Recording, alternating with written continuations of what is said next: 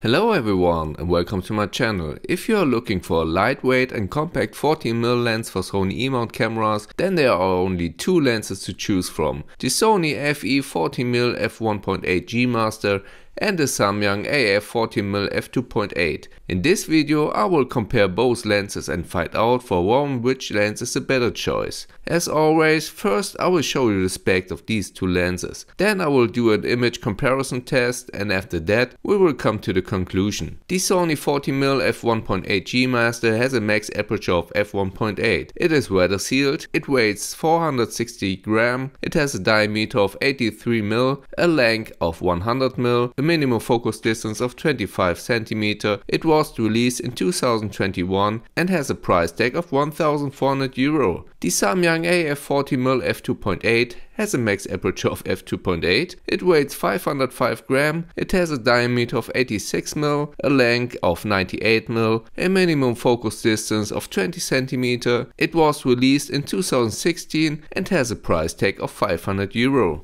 As you have seen, these two lenses are not very different in terms of construction and weight. However, the Sony has some advantages functions that the Samyang does not have. Starting with the f.8 aperture, it is a big advantage over the f2.8 if you shoot a lot in low light or Astro. I will show you the difference in the image comparison in a moment. The Sony also has an AF/MF switch and a focus hold button. The aperture ring is marked and you can switch it if you prefer clicks or not.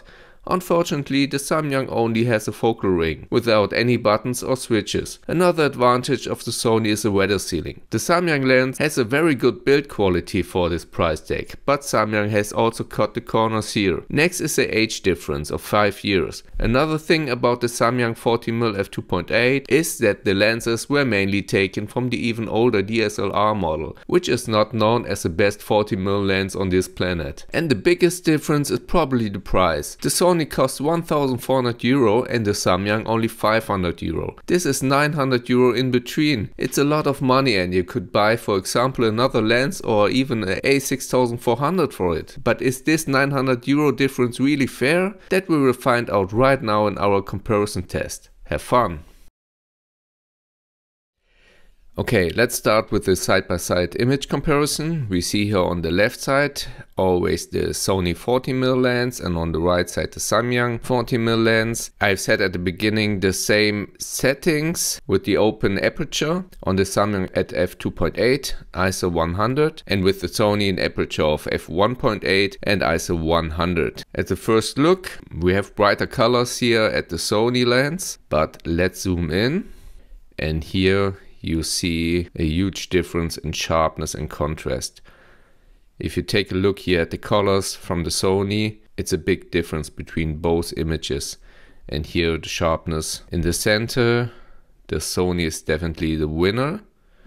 But what about the edges? Okay, that's interesting. Here the left edge, the Sony lens, it's a little bit softer than the Samyang. Let's go a little bit up. Okay, here the Sony, it's the winner again. What about the right side? Okay, here the sharpness is comparable. If we go up, then you see the sharpness at the Sony lens. It's much better than on the Samyang lens. But what about if we compare f2.8 against f2.8? You see the vignette of the Sony lens disappeared a little bit and now we have a very clear image. And if we zoom in, you see the sharpness of the Sony lens has improved a little bit, but it's still sharp. Let's go to the edges and you see an improvement also on the edges on the Sony lens. And a better sharpness. Let's go to the right side. And here again, the Sony is definitely the winner here at f2.8 and at 1.8. If we take a look at an f7.1, both images looks very clear, but you see of course the Sony has still the better colors here. If we go on 100%, you see a huge improvement in sharpness from the Samyang lens.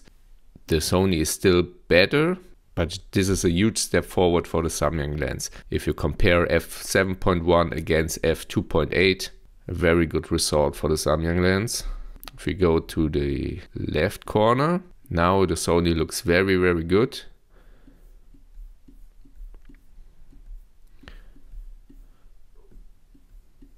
But the Samyang also. It looks that the Sony has oversharpened here the image a little bit. Let's go to the right side.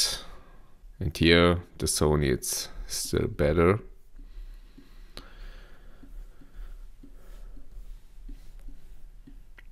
But the Samyang, it's doing very good. Okay, let's try something new. I have here the image of the Samyang lens with an aperture at f2.8, and I will raise the sharpness slider up to 30%, and let's try if we get an improvement. Okay, now we have here on the right side the edit Samyang picture with 30% sharpness, and on the left side the Sony with an f1.8, and let's see how big the difference now is. Okay, this is crazy. Look at the sharpness now. The Sony has still the better colors, but the sharpness is now more or less comparable. Wow, this is amazing. This is amazing. What about the corners? And here the Samyang is even better. The right corner, again, comparable. This is crazy. Now we have here both Samyang pictures side by side with an aperture of f2.8. You see here on the left side the original one, and on the right side the one that I have added in Lightroom.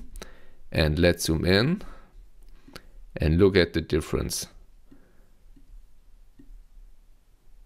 Wow, this is crazy what you can do in Lightroom.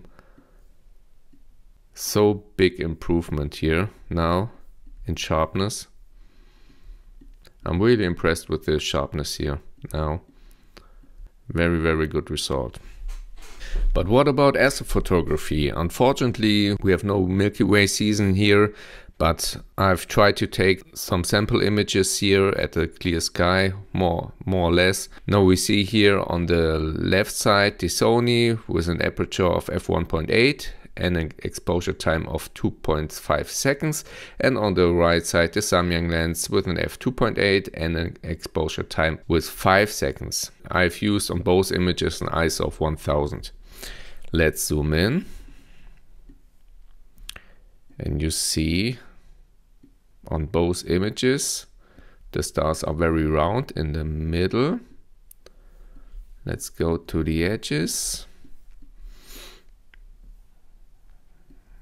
We see here a little bit coma. A very good result from the Sony lens. Let's go to the left side. Okay, we see a little bit stigmatism here and some purple fringing, but only a little bit. Let's go down. And here you see the sharpness from the Sony lens is way better than the sharpness on the Samyang lens. Very, very good performance. But the Samyang is also doing very good here at f2.8. Now we have here f2.8 at the Sony and f2.8 at the Samyang lens. We see not much improvement in the Sony lens. And if we go to the edges, stars are very round here, the Sony lens. What about the right side? And here we see almost no improvement here. Of course, the vignette of the Samyang lens is a little bit more because we have here the open aperture of f2.8. What about the sharpness here? So very good, the Sony lens. But all in all, not bad performance from the Samyang.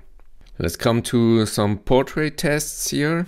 On the left side, the Sony with an aperture of f1.8, and on the right side is Samyang with an aperture of f2.8. You see that the Sony has here the better color control. It's much brighter, it's crispier, and if we zoom in, of course, it's also much sharper here, even at f1.8. Very good result. But the Samyang also doing well here.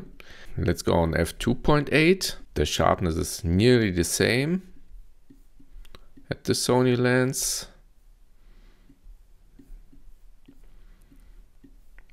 And the bokeh is very smooth, but also on both lenses here. The Samyang also doing a very good job. Maybe we see it here even better. We have here on the right side an aperture of f8.8 and on the left side an aperture of f1.8. And you see here the bokeh on the Sony lens is a little bit smoother here, of course. If we zoom in, you see here the tree disappear more than on the Samyang lens with an f2.8. Okay, and the last comparison test here is indoors. I've used here on both images an aperture of f2.8. All settings are the same. And if we zoom in, you see here how sharp the Sony lens is against the Samyang lens.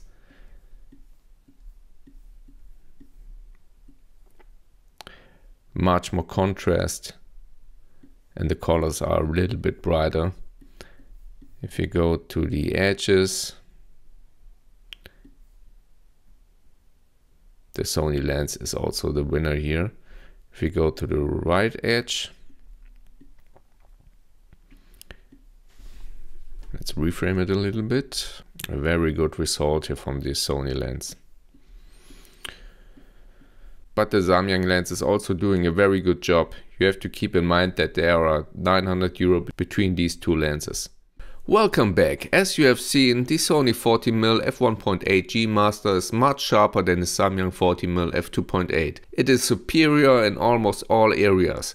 The Sony is already very sharp at open aperture and you can use the f1.8 without any problems. With the Samyang you have to stop down if you want crisp images. As you have also seen, today's software had many options for improving image sharpness. The images from the Sony and Samyang were almost comparable after processing it in Lightroom. What the Samyang doesn't compensate is the aperture of f1.8. The Sony has a clear advantage here. In astrophotography with the same exposure time at f1.8, you can use half the ISO value instead at an aperture of f2.8, and that can be sometimes make a big difference. As I mentioned before, you also notice the age difference of 5 years, and the Samyang lenses were mainly taken from the even older DSLR model. But for whom is which lens best suited? If money doesn't matter and you really want the best image quality at wide open aperture and the best build quality with lots of function, then the Sony 40mm f1.8 G Master is definitely the better choice. It will also be the better choice if you mainly shoot with higher resolution cameras. But if you can live with some compromises and you don't do a lot of low light and astrophotography, then the Samyang is probably the better choice. You have to keep in mind that a 40mm focal length is a very specific viewing angle and it will probably not used very often by everyone. Therefore you have to think very carefully if the additional 900 euro for the Sony 40mm f1.8 G Master is really worth it. Nevertheless, the price for the Sony is justified because it's still the best and most compact 40mm lens for Sony camera on the market today. What do you think about these two lenses? Feel free to write in the comments down below, and if you have any questions, please write it also in the comments. I will try to answer everyone. See you next time.